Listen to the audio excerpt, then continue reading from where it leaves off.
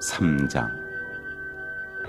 누가 누이게 혐의가 있거든 서로 용납하여 피차 용서하되 주께서 너희를 용서하신 것과 같이 너희도 그리하고. 언젠가 제가 이런 예화를 드린 적이 있습니다. 어떤 작가가 쓴 글에 나는 개와 고양이를 같은 우리에 넣어 보았다. 그들은 바로 적응하고 어울리기 시작했다. 이번에는 새와 돼지와 염소를 같은 우리에 넣어 보았다. 그들은 얼마 동안의 적응 기간을 거친 후에 친구가 되는 것을 보았다. 그리고 이번에는 순복음교인과, 여기 없죠? 네, 장로교인과 그리고 천주교인들을 한 곳에 모이게 했대요. 그들은 바로 싸움을 시작하더니 시간이 흐를수록 더욱 격렬한 싸움을 하고는 그것을 뛰쳐나가는 그런 모습을 보았다. 생각하게 하는 내용인 것 같아요. 어떤 청년이 스퍼츠 목사님에게 찾아와서 이렇게 말을 했다고 합니다. 목사님, 저는 교회 생활에 늘 시험을 받아서 지쳐 있는데 목사님, 문제없는 교회 좀 소개 좀 해주세요. 그래서 스펄저 목사님이 청년을 향해서 빙그레 웃으면서 이런 유명한 얘기를 했다고 합니다. 자네가 혹시 그런 교회를 찾으면 먼저 나에게 꼭 일러주게. 나도 그 교회 가서 신앙생활을 하고 싶으니 말이야. 교회는 언제나 문제가 있기 마련입니다. 그러면 그 문제들을 극복하고 교회로서 역할을 감당할 수 있는 그런 방법은 없을까요? 오늘 본문은 이렇게 시작합니다. 골로새서 3장 13절을 보니까 같이 다시 보시겠습니다. 시작. 누가 누구에게 불만이 있거든 서로 용납하여 피차 용서하되 주께서 너희를 용서하신 것 같이 너희도 그리하고. 여기서 용납한다는 말의 헬라어의 본래의 뜻은 담요를 덮어준다라는 말이에요.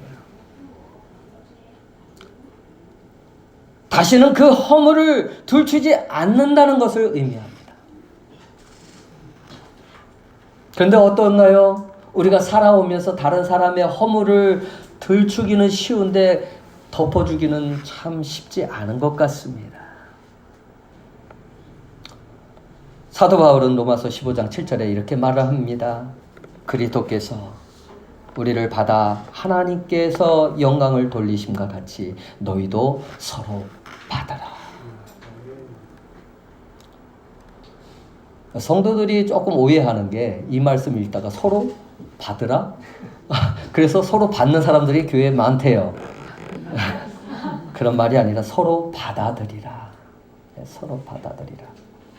상대에 있는 모습, 그리고 그 모습을 그대로 수용하고 포용한다는 말입니다. 예수님께서는 집을 나간 아들의 비유를 통해서 집을 떠나 방탕하게 살아다가 그 돌아온 아들에게 내 행동을 다 고치고 떳떳한 인간이 돼서 돌아와. 그렇지 않으면 받아주지 않을 거야. 그러셨나요? 아니에요. 그 아들의 추한 모습, 냄새나는 모습 그대로 받아주시는 거예요. 만일 하나님께서 우리의 허물과 실수와 부족함에 대해서 용납하시지 않았다면 어떻게 되었을까요? 나의 모습을 하나님이 받아주시지 않았다면 어떻게 됐을까요? 우리는 하나님의 자녀임에도 불구하고 여전히 죄인이에요. 너는 죄인이야. 지금도 하나님이 너는 내 사랑하는 아들이야 라고 얘기하지 않고 너는 죄인이야 라고 그렇게 취급하실 거예요. 너는 심판받아야 돼. 맞는 말이지만 그러나 하나님이 우리를 보시는 관점은 내가 너를 사랑한다. 내 자녀요, 내 딸아, 아들아 이렇게 부르셔요. 하나님은 우리가 다 부족한 사람임을 아시기에 끝까지 찾아주시고 용납하시고 기다려주시고, 하나님 앞에 죄인인 우리가 영원히 지옥에 가야 마땅하지만 예수 십자가의 공로로 모든 죄를 용서받고 거룩한 자녀로 이 자리에 우리는 나온 거예요.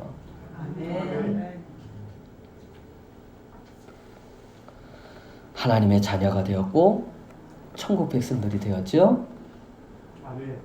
아멘. 아멘. 왜 그랬을까요? 받아주셨기 때문에, 용납하셨기 때문에. 그런데 참 이상해요.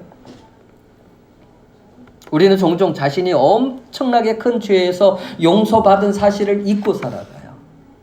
내가 하나님의 자녀라는 사실을 자꾸 망각하면서 살아가요. 제가 고등학교 때 바다 낚시를 좀 자주 했어요. 잘 잡히는 게 망둥어인데요. 이 망둥어를 딱 낚아채면은 이게 올라오다가 갑자기 떨어지는 경우가 있어요. 이 물고기가 멀리 도망갈 줄 알았는데 그 자리에서 자기가 물어가지고 입이 뜯어졌는데 또 와서 그대로 가서 물어버리는 거예요. 우리의 모습은 어떨까요? 우리가 서로 용납해야 하는 이유는 우리 자신이 이미 예수 그리스도의 크신 사랑으로 용서받았기 때문입니다.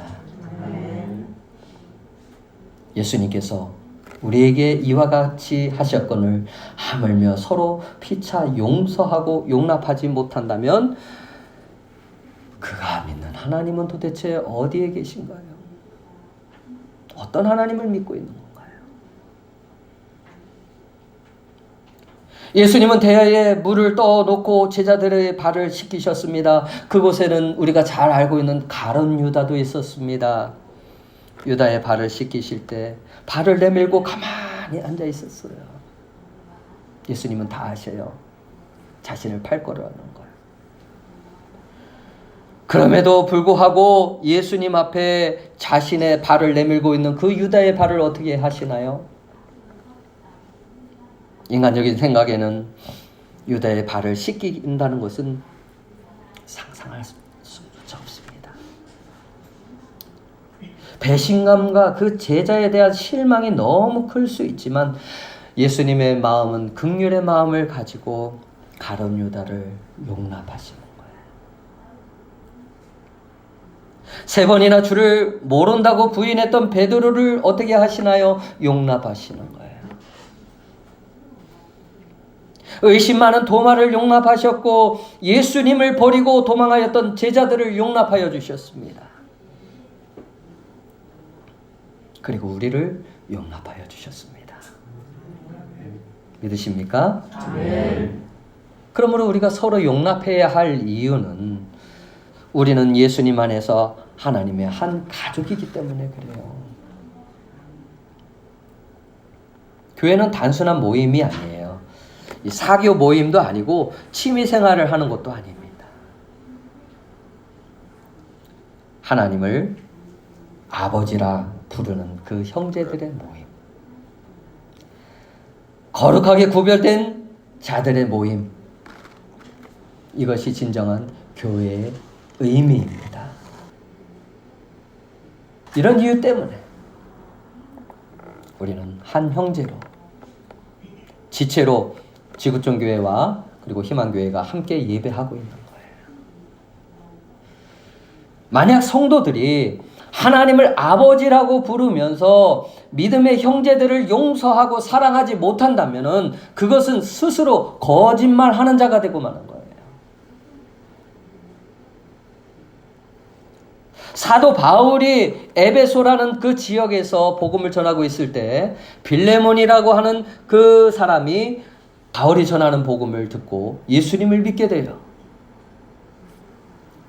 이 빌레몬은요, 고향 골로새로 돌아가가지고 자신의 집에서 예배를 드리기 시작했습니다.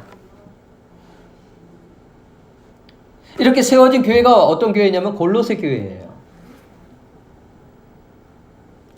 이 빌레몬은 종들에게 아주 따뜻하게 대해주었습니다. 참 좋은 사람이었어요. 그런데 한 종이 주인의 재산을 도적질해서 도망을 하는 거예요. 큰 도시로 가면은 주인의 눈도 피할 수 있고 또 자신의 꿈도 이룰 수 있을 것 같았습니다. 하지만 종은 재산을 다 탕진하게 돼요. 마치 탕자 얘기하고 비슷해요. 갈 곳이 없습니다. 그리고 자신이 주인에게 도망 나온 종이라는 사실이 알려지면 이제 죽임을 당하거나 또 다른 곳에 노예로 팔려갈 수밖에 없는 그런 처량한 신세가 되었습니다.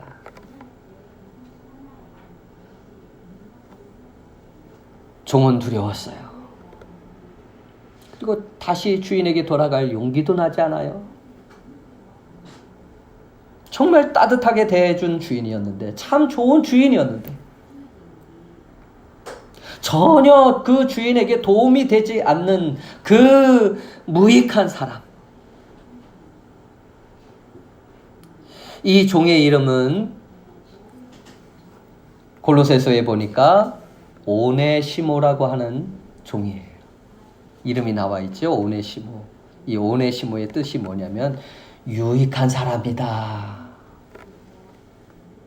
그런데 실제적으로 그의 모습을 보면 무익한 자요, 주인에게 용서받을 수 없는 자로 산 거예요.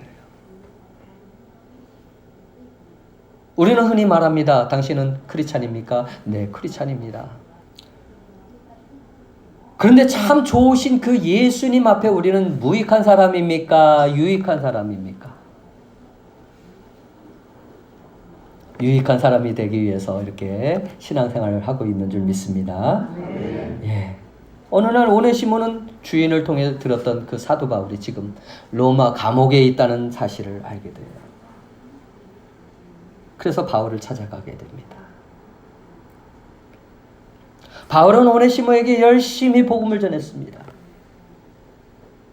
그리고 오네시모는 바울을 통해서 예수를 믿으면서 이제 어떻게 되냐면 변화하기 시작하는 거예요. 거듭나기 시작하는 거예요. 골로새서 4장 9절에 보니까 신실하고 사랑을 받는 형제 오네시모라고 이렇게 기록이 되어 있는데, 이런 말씀을 보아서 과거에 무익했던 삶을 뉘우치고 신실하고 사랑받는 믿음의 자녀가 된 거예요. 이 오네시모는 평생을 육신의 노예요, 죄의 노예로 살아왔지만은 이제는 예수님을 위해 살겠다는 분명한 목적이 생겼습니다. 사랑하는 여러분, 우리도 믿음의 자녀들이 되었습니까? 아멘. 여러분에게도 예수님을 위해 살겠다는 그런 분명한 목표가 있습니까? 있어야 돼요. 믿음의 자녀는 예수 그리스도를 믿고 거듭난 사람들을 말합니다. 믿음의 자녀는 신실하고 사랑받는 사람이 될 수 있어야 돼. 하지만 교회를 다녀도 거듭남이 없으면 그 사람은 하나님 앞에 무익한 자가 될 수밖에 없습니다. 이 무익하다는 말을 다른 표현으로 말하면 있으나 마나한 사람. 이 무익한 사람은 주님이 끝까지 사랑하셔도 그 사랑을 거부하는 것을 말해요. 변화하려는 의지도 없습니다. 용서하려는 마음도 없어요. 이전에 살아왔던 똑같은 방식대로 살아가려고 해요. 그러면서 교회가 자신을 사랑해주고 이해해줘야 한다는 논리를 가지고 말하지요. 아유, 교회가 사랑이 없어. 그 사람에게는 무익할 수밖에 없어요. 우리가 유익할 수 있는 방법은 그 사람의 단점을 보고 교회에 사랑이 없다, 그거를 평가하라고 우리를 세우는 것이 아니라 그것을 위해서 기도하라고. 여러분 눈에 보이게 하는 겁니다.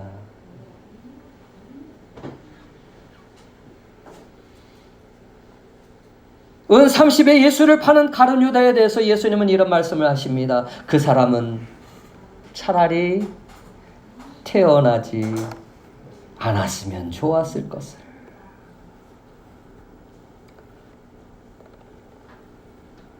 정말 예수님이 가룟 유다를 비하하는 말일까요? 다른 말로 그 말은 유익하게 살았으면 참 좋았는데,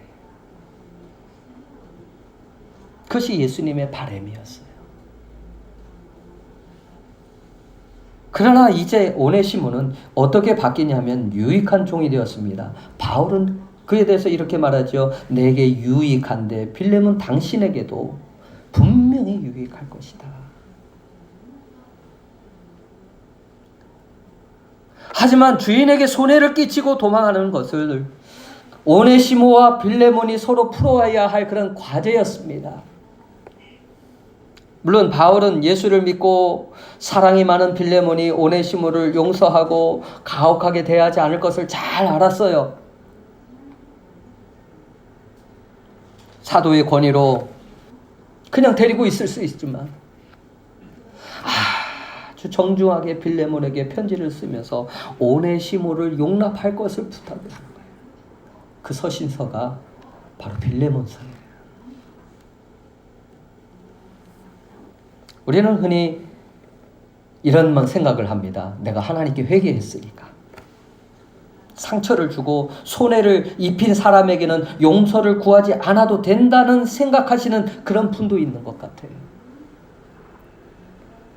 그렇지 않습니다. 진정한 회개는요, 오네시모가 주인에게 돌아가서 용서를 구한 것처럼 우리가 잘못한 사람이 있다면 그 사람을 만나면 혹 찾아서 용서를 구할 수 있어야 돼요. 주인의 처분에 따라 움직여야 하는 것이 진정한 회개입니다. 이 사실을 바울은 잘 알고 있었기 때문에 이 오네시모를 용납할 것을 부탁하고 있는 거예요. 고등학교 때 저는요, 열심히 새벽 기도에 나가서 학교 다니면서 교회 종을 제가 먼저 제일 쳤습니다. 피곤해 하시는 목사님을 깨우고 또 새벽 기도를 드리고, 그리고 학교에 갔다가 밤 11시가 돼서 이렇게 돌아오면은 교회부터 가서 기도를 하고 집으로 돌아가면 한 12시쯤 되고 그랬어요. 그런데 교회에 목사님을 자주 뵙고 보니까, 가까이 있다 보니까 어느 순간에 이 목사님의 단점이 보이기 시작하는 거예요. 성경도 어쩌면 학교 다니고 있는 저보다도 더 많이 못 보시는 것 같고, 기도도 적게 하시는 것 같고, 점점 목사님의 설교가 이렇게 들어오질 않는 거예요. 그래서 목사님께서 저에게 이렇게 말씀하시는 거예요. 다른 사람은 성경을 많이 보라고 또 기도를 많이 하라고 말하겠지만은 너는 성경 보는 것과 기도하는 것을 좀 줄여라. 그러니까 더 반항심이 생기는 거예요. 예. 그리고 다른 곳으로 청년이 돼서 이제 교회를 옮기게 되었는데, 그래서 제가 침례대 교회를 이렇게 오게 된 겁니다. 원래 순복음이었어요. 나중에 돌이켜 보니까 영적으로 교만해진 저의 모습을 보시면서 목사님이 그렇게 권고하신 말씀이었더라고요. 몇 년의 시간이 지난 후에 저는 신학을 하고 이 침례교회에 이제 전도사로 일하게 되었는데, 근데 마음에 자꾸 부담이 생기는 거예요. 하나님, 그때는 제가 몰라서 목사님의 마음을 아프게 했지만, 그리고 또 회개했잖아요. 이걸로 퉁치면 안 될까요? 하지만 그것은 하나님이 원하시는 회개가 아니었습니다. 자주 부담이 되어서 용기를 내서 목사님을 찾아갔어요. 목사님, 제가 그때는 교만했습니다. 제가 목사님 마음을 아프게 했습니다. 정말 죄송합니다. 그런데 목사님이 저를 끌어안고 너무 기뻐하셨던 일이 생각이 나요. 그대로 받아주신 거예요, 저를. 그것이 용납이에요. 여러분, 용납이라는 것은요, 서로가 용서하고 받아들이는 거예요.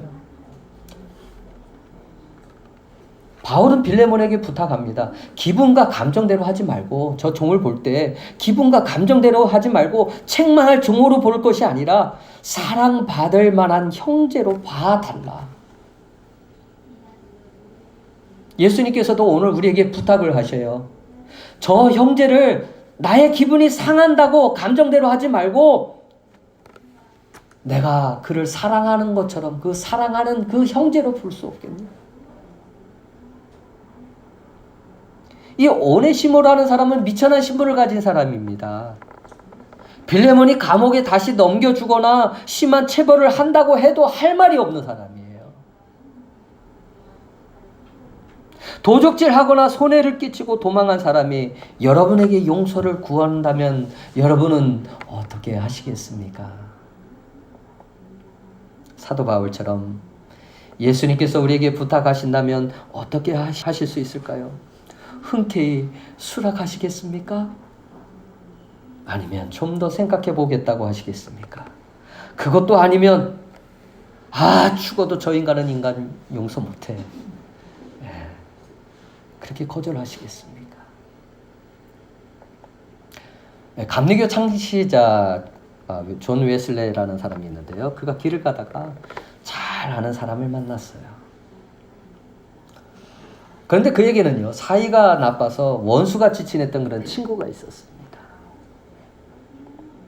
웨슬리가 그에게 물어요. 형제요, 아직도 그 친구를 미워합니까? 그때 그 친구가 말합니다. 그럼요, 당연하지요. 웨슬리가 말해요. 이제 웬만하면 용서하세요. 그러자 웨슬리가 아는 사람이 말합니다. 다른 사람은 다 용서해도 절대로 그 사람은 용서할 수 없습니다. 그러자 웨슬리가 이렇게 말해요. 그래요? 그러면 한 가지 당신이 잊지 말아야 할 것이 있군요. 그것은 예수님도 당신을 용서하지 않을 테니 말입니다. 하나님께 맡기고 용서할 수 없는 자를 긍휼히 여기는 자가 바로 그리스도인이라는 얘기예요. 유익한 자라는 얘기예요. 그리고 바울은 오네시모가 빌레몬에게 끼친 그 금전적인 손해까지 물어주겠다고 말합니다. 오네시모를 향한 사도 바울의 애정과 사랑이 가득함을 볼 수 있지 않습니까? 예수님께서도 간절한 사랑을 가지고 우리를 위하여 하나님 앞에 중재합니다. 중재한다는 말은 변호한다는 말이에요. 누구를 위해서? 나를 위해서. 그렇습니다. 예수님은 나의 변호사예요. 아버지, 저 사람을 제가 변호합니다. 저 사람은 죄의 종이며 무익한 자일지라도 지금은 나를 신뢰하며 따르는 유익한 종이 되었나이다. 나의 보혈의 피로 덮음을 받은 자가 되었나이다. 우리를 힘들게 하고 실망하게 하고 좌절시키고 신앙에서 떠나게 하려는 그러한 사단의 끊임없는 참소에도 불구하고 오늘 우리가 하나님 앞에 나아갈 수 있는 것은 예수님의 중재가 있었기 때문에 가능하심을 믿으시기 바랍니다. 아멘. 예수님이 피 흘려 죽으심으로 우리의 죄의 값을 대신해서 갚아주셨어요. 자신의 생각과 기준과 그것이 다르기 때문에, 환경이 다르기 때문에, 방식이 다르기 때문에 형제를 이해하지 못하고 사랑으로 품지 못하는 것은 아직도 그 마음에 예수님의 마음, 즉 용납할 수 있는 그런 마음이 없어서 우리는 어느 한쪽만이 일방적으로 용납하는 것은 아닙니다. 피차간에 성경에 보니까 서로 용서하고 용서받아야 할 존재라는 사실이에요. 평생 누군가를 용서하지 못하고 복수심을 품고 살아간다면 가장 큰 손해를 보는 사람은 누구일까요? 바로 자신이에요. 복수를 하기 전에 먼저 자기 자신의 몸과 정신과 영혼까지 파멸로 몰고 갈 수가 있습니다. 성경은 말씀합니다. 에베소서 4장 32절에 보니까 같이 보실까요? 서로 인자하게 하며 불쌍히 여기며 서로 용서하기를 하나님이 그리스도 안에서 너희를 용서함 같이 하라. 우리도 예수님처럼 용납하는 자가 될 수 있습니다. 어떤 때? 용서할 때. 우리도 그리스도의 인격을 닮아갈 수 있는 존재가 될 수가 있습니다. 주님께서는 우리를 있는 모습 그대로 받아주신 것처럼 우리의 형제의 있는 모습 그대로를 받아들일 수 있다면 그리스도 예수의 인격을 가진 아름다운 그리스도인이 될 수가 있습니다.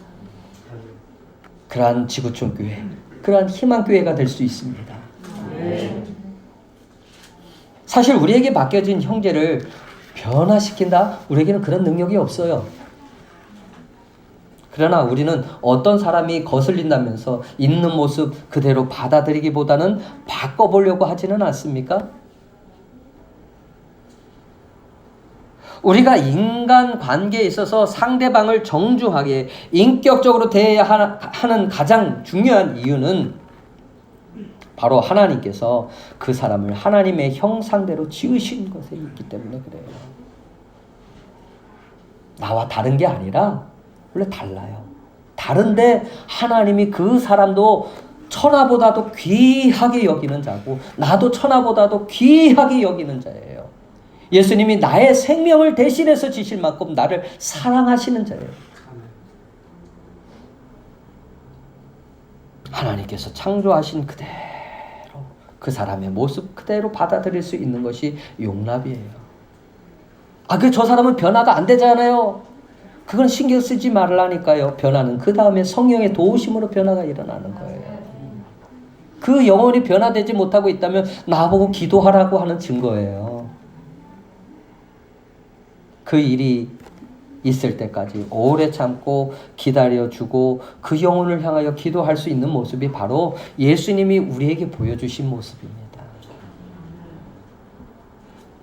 그러나 용납이라는 말에는요, 거짓과 죄의 유혹까지 용납하라는 말이 아닙니다. 용납을 너무 잘해서 교회 내에도 동성애 목사님들, 게이 트레니스트 다 해가지고 아니에요. 그분들이 회개하는 것, 그분들이 돌아오는 것에서는 괜찮아요. 교회 나오는 거는 괜찮아요. 그러나 그의 죄악을 따라가는 것은 교회가 용납을 해서는 안 됩니다.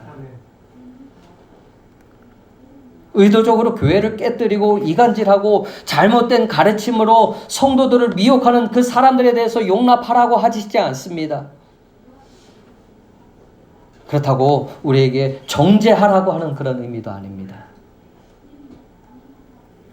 이렇게 교회에 들어오면 안 되는 것이 있는데 교회는 거룩함과 순수함을 잃어버리지 않기 위해서 단호하게 거절할 수 있어야 돼요.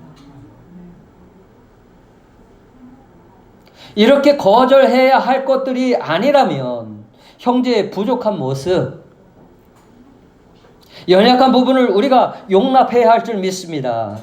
왜냐하면 하나님은 우리를 향해서 오래 참으시고 사랑 가운데 용납해 주셨기 때문에 그래요. 여러분, 형제의 허물을 덮어주세요. 덮어주실 수 있습니까? 저 인간은 주가 오신다 그래도 내가 절대로 그 말은 이제 쓰지 마시고 생각도 하지 마시고 있는 모습 그대로 받아들이고 연약하면 연약한 대로 그 영을 위해서 기도해주고 그래야 온전한 그리스도의 몸을 이룰 수가 있어요. 교회의 말에는 거룩한 자들의 모임이라는 뜻도 있지만 이 연결이라는 의미가 있습니다. 이 연결이 뭔 줄 아십니까? 용납한 자들이 서로 그리스도의 사랑을 가지고 연결고리를 만들어가는 거예요. 기도의 고리를 만들어가고 사랑의 연결고리를 만들어가고 격려와 위로 그리고 배려해주고. 용납은 우리의 몸에 뼈와 뼈를 연결하는 그런 연골과 같은 것입니다. 나이 드신 분들 보면은 무릎 아파가지고 걸을 때마다 그냥 탁탁 소리가 난다고 뼈가 부딪히는 소리. 연골이 없으면 그렇습니다. 연골이 다른 것을 한번 생각해 보세요. 뼈가 이렇게 같이 부딪힌다고 생각해 보세요. 누구든지 용납하고 용서하는 마음을 품지 않으면 예수님의 몸된 교회에 잡음이 생깁니다. 예수님의 마음으로 형제를 바라보세요. 그러면 그 그리스도라는 반석 위에 지구촌 교회가 견고하게 세워질 수 있고 우리 희망교회가 견고하게 세워질 수 있음을 믿으시기 바랍니다. 누구든지 그리스도 안에 있으면 새로운 피조물이 될 수 있습니다. 그래서 장차 아름다운 신앙의 성장을 이룬 자여 하나님이 기뻐하실 만한 그런 존귀한 자가 된 것을 여러분이 믿음으로 보실 수 있기를 바랍니다. 그리고 지금의 삶 속에서도 그렇게 변화되어 가는 삶을 자신의 모습을 볼 수 있기를 바랍니다. 우리가 사랑 가운데서 그리고 서로 용납함으로 우리 희망교회를 그리고 지구촌 교회를 하나님의 영적인 가족으로 만들어가는 저와 여러분이 다 되시기를 예수님의 이름으로 축원합니다. 우리 함께 같이 기도하는 시간을 갖도록 하겠습니다. 기도하시고